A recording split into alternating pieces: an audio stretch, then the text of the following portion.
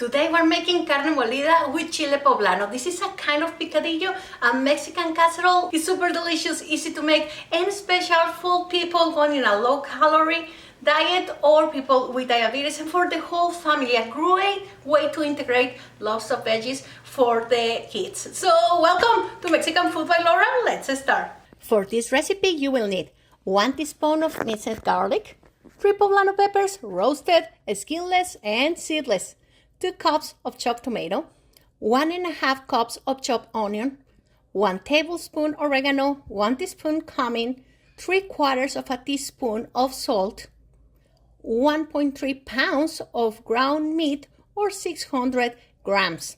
The original recipe calls for potatoes, but people making low-carb diets or with diabetes, this is not the best option. You need to be careful with the portions. I'm writing the portion down here in the description, but you have a healthier option. This is a Mexican squash called chayote. Let me introduce you to it. It's delicious. It also has like a kind of squishy taste that it can help us to replace potatoes. So in a healthier way to make this guisado, we're gonna use the Mexican squash.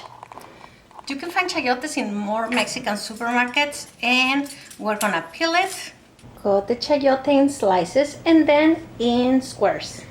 In a pot, add half a cup of water and the chayotes. Cover and steam for about 10 minutes in medium heat.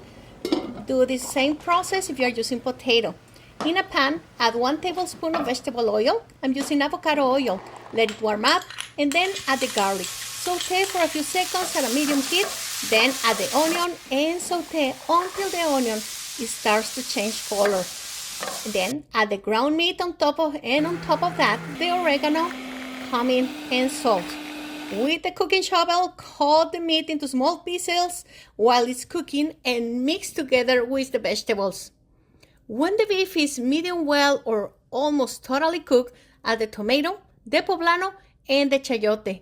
Stir all together and then cover and let it steam all together for about 8 minutes so we can get all the flavors together and the beef is completely cooked. Super easy and delicious. I hope you enjoy it with your family. You can eat it with tortillas, on top of tostadas with some avocado underneath. It's super delicious. I hope you enjoy it. Please tell me what do you think about this recipe and what would you like me to do in a healthy way of the Mexican kitchen. Subscribe, click on the bell so you can get a notification every Tuesday that I have new recipes, and look for me on Instagram where I have daily inspiration and recipes in both English and Spanish. My name is Laura from Las Recetas de Laura and Mexican Food by Laura. Hasta el próximo martes. See you next Tuesday.